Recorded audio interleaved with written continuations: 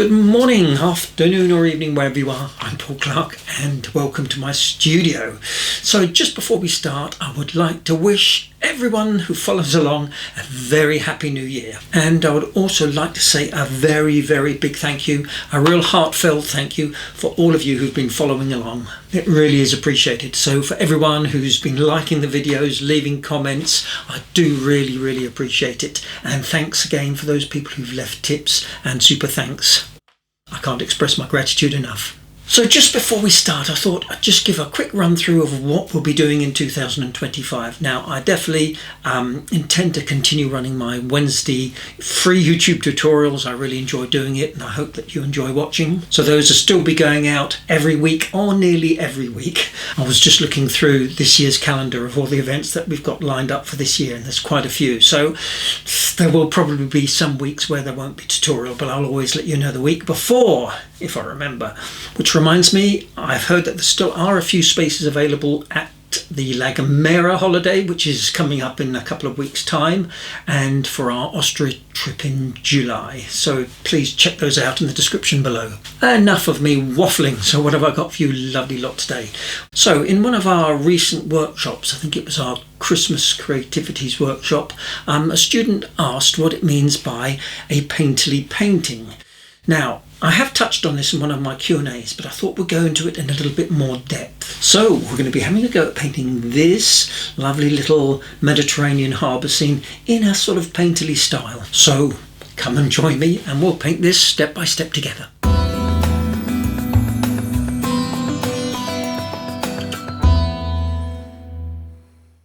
So what is exactly meant as a painterly style? I'm going to start with some oil painting examples of work which is not considered painterly. Now, this wonderful work by David of Napoleon is highly detailed, all super smooth, almost photographic, without a single brushstroke noticeable. It's the same with this Renaissance portrait by Raphael. Beautiful as it is, it's almost as if you're looking at her in real life. Now, compare this with something by Van Gogh. Every brushstroke is there to be seen, and all this would definitely be considered impressionistic but also painterly. The same here with this work by Monet. Now, clearly these are oil paintings, but you can see here a painterly feel in this watercolour by John Singer Sargent, and I love it. Okay, so for today's materials, my paper is some Arches. It's a cold press finish, £300. It's on a block, so it won't need stretching, but of course, any decent watercolour paper will do. My colours today, and there's quite a few, so I'm going to be using some cadmium yellow, yellow ochre, cobalt blue, phthalo green, but you could use some viridian, some phthalo blue, but you could use cerulean or even some Prussian blue. Then I'm using some burnt sienna, cadmium orange, alizarin crimson, Payne's grey and some dark Sidene purple. And 3 brushes from my range. I have a large mop, number 12 and number 6 round. Here's today's lovely photo reference, which I got from Pixabay. Now it's fairly complicated, a lot going on, so I've flipped it around the other way and cropped it into a square format. And here's the pencil drawing, which is quite involved, so as always the drawing template is free to download from my website, link in the description below. Off we go, and I'm starting by wetting my complete sheet of paper with clean water using my large mop. Just making sure I don't get any dry areas. So I'll list all the colours I'm using below, but please feel free to use your own colours here and experiment. But the idea here is to neutralize that white paper. Okay, so I'm just getting in lots of wet colours, just trying to kill the white paper. I'm not worried if the colours blend into the buildings. I'm just letting them all move and work together.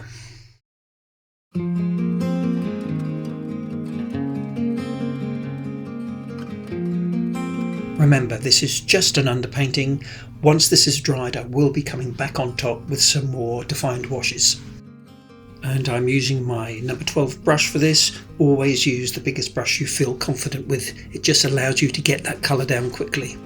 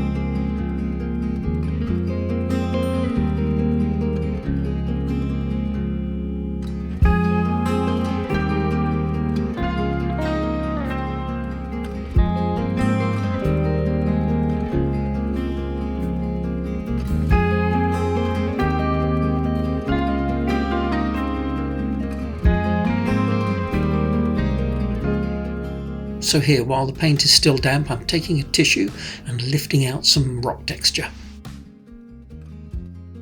So now we need to let this totally dry. So it's a perfect time for a short break. And as it's a dry January for me, it's just a cup of Earl Grey.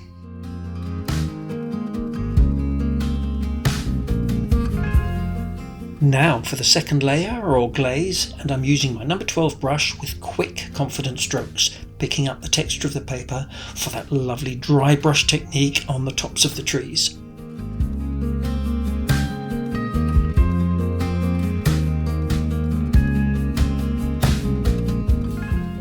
And using a much darker value here to create a nice bit of contrast with the side of the house. And I'm using a combination here of the wet on dry technique as well as the wet in wet, letting all those colours mix and blend directly on the paper.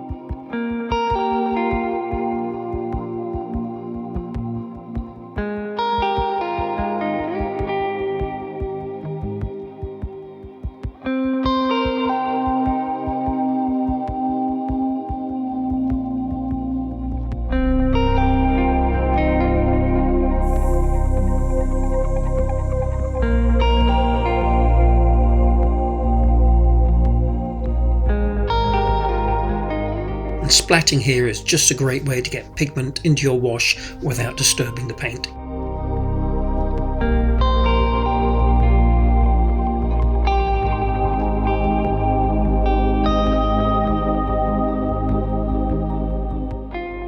And you can see from the reference photo that all the greens are of a similar range. So what I'm trying to do is exaggerate those greens by adding lots of nice warm and cool colours in there, just to make it more interesting.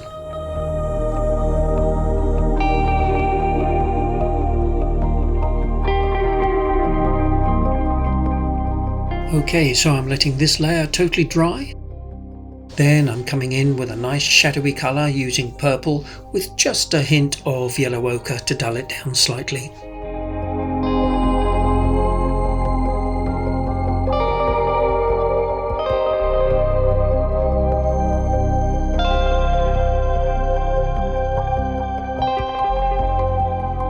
A little touch of alizarin crimson here.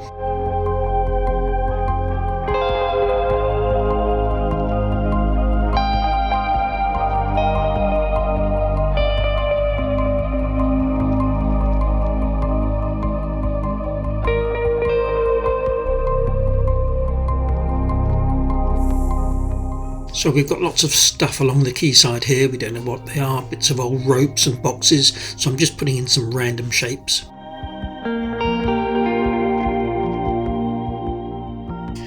Okay, next for this cliff and rock texture, I'm using the dry brush technique again, and for this brownish colour I've mixed some Payne's Grey with burnt sienna.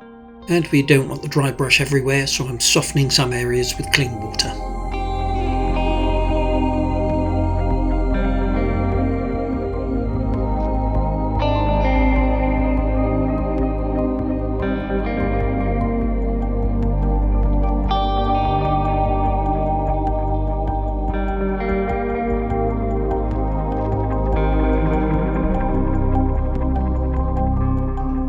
Of course, a bit of splatting for extra texture.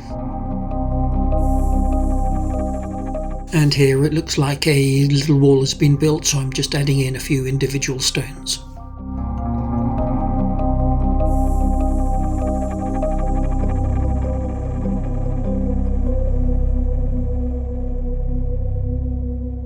Next, I've switched to my number 6 brush for the smaller details, and I'm putting in the tiles on the roof.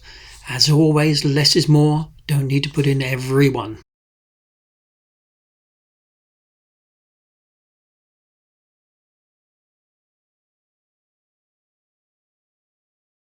And I've added in a touch of cobalt blue to brown up the colour a little.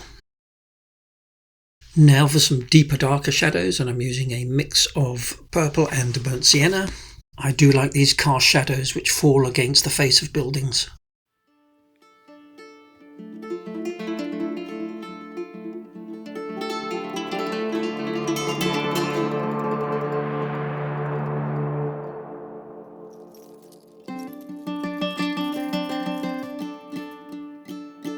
This really is the way I like to work, roving all over the complete painting, building it up as a whole, rather than finishing off one area, then moving on to the next.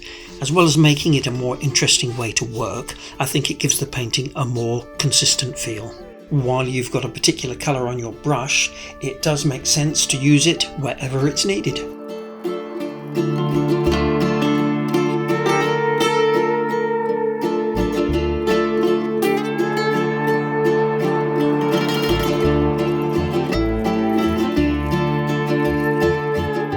Again, looking for contrasts here with the rock face and the side of the steps. Right, let's do some work on the boats, and I've now switched to my number 6 brush. I think if you look at the reference picture, the boats are probably white, but they're picking up so much reflection off the water, blue's going to work well. And you can clearly see I've not tried to match the layout of the boats in the picture.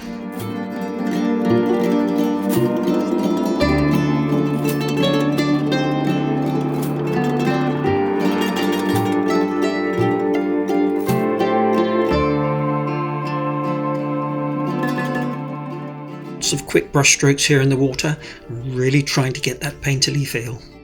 And I've just added in a little touch of Payne's grey here to darken the colour.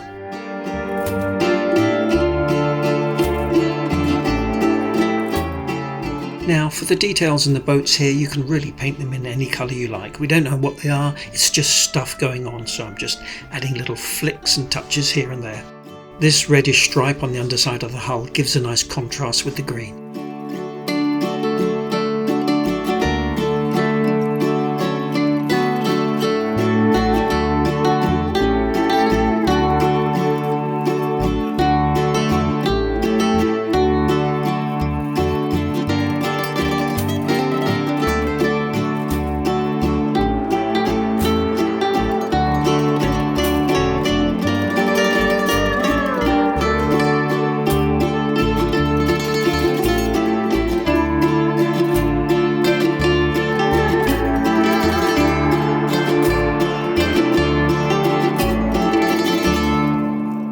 Back to the buildings now, and I'm still using my number 6 brush, and this brown colour is a mix of cobalt blue and burnt sienna.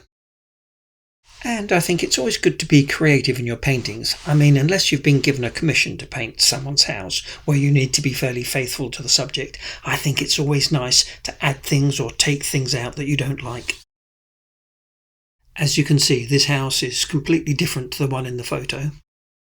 Now it's important you keep these steps nice and level and flat. I often say use the ball technique. If you placed a ball on one of those steps, is it going to roll off?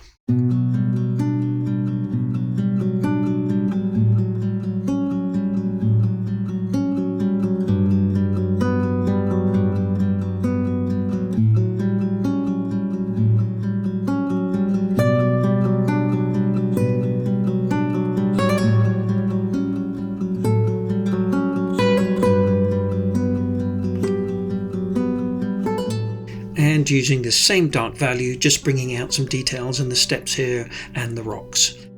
Just trying to keep it nice and simple.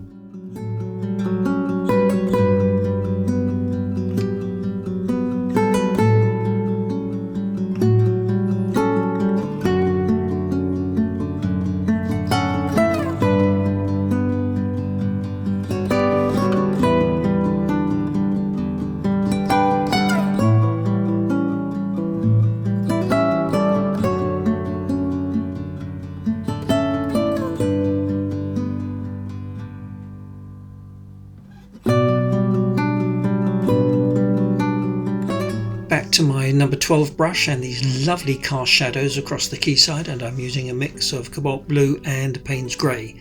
I'm making sure I leave that gap there where the light is shining through the gap in the building and the rocks.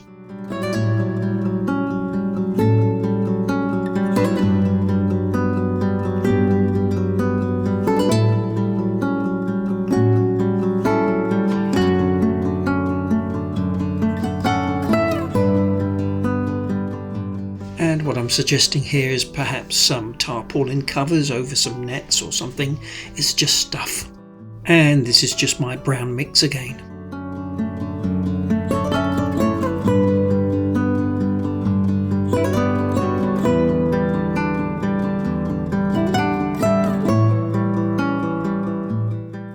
Now for the windows and details on the building, and any dark value will do here.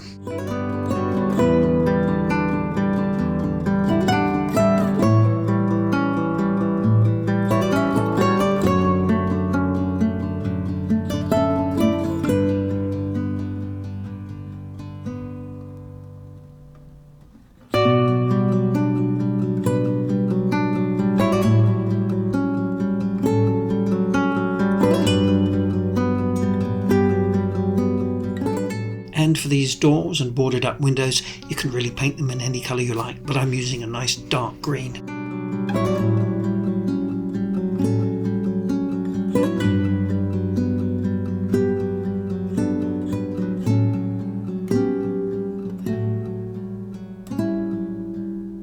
Next, I've mixed up a nice strong dark green, and I want to achieve two things here. The first is to create some good strong contrasts to help bring out the sides of the houses, but also to get that painterly feel, painting in obvious brushstroke marks. And I'll do this in several places in the trees and bushes, doing this with my number 6 brush.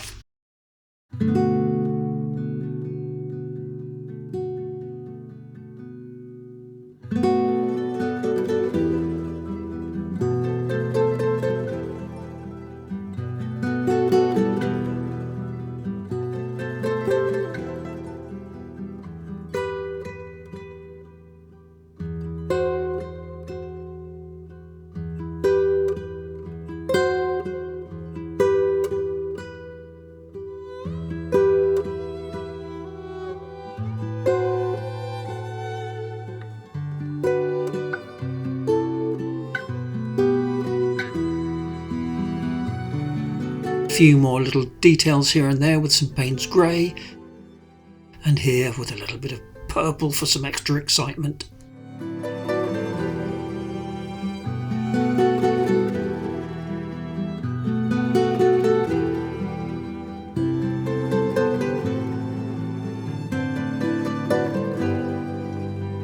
A few more rocky textures here with my brownie mix.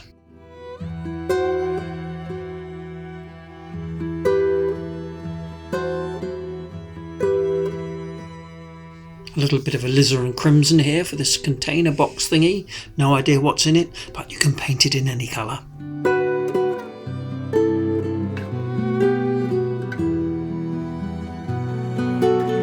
Some final little details here on the boats. And now some final little details with some Payne's grey.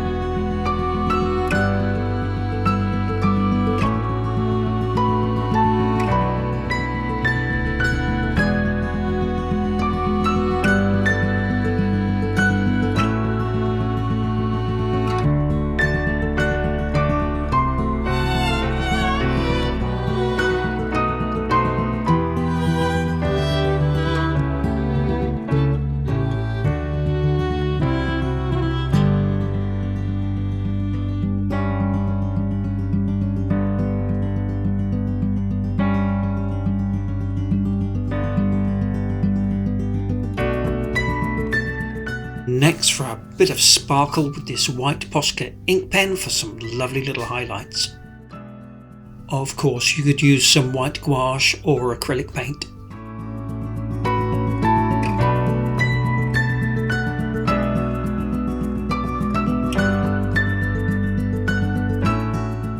I think this might be my favourite bit of the painting.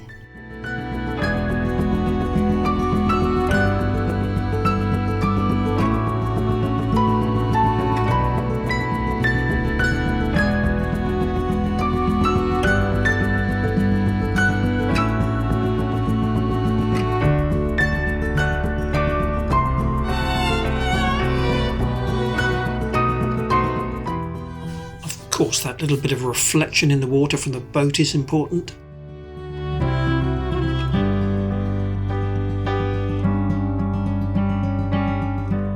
Oh, mustn't forget a few little mooring ropes. And what about a couple of plastic fenders?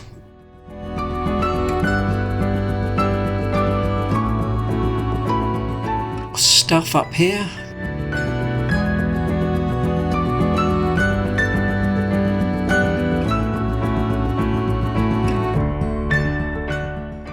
Beginning to overwork it a little bit, so I think we might leave it there. And this one done in just under 3 hours, and I hope I've managed to create that nice painterly feel.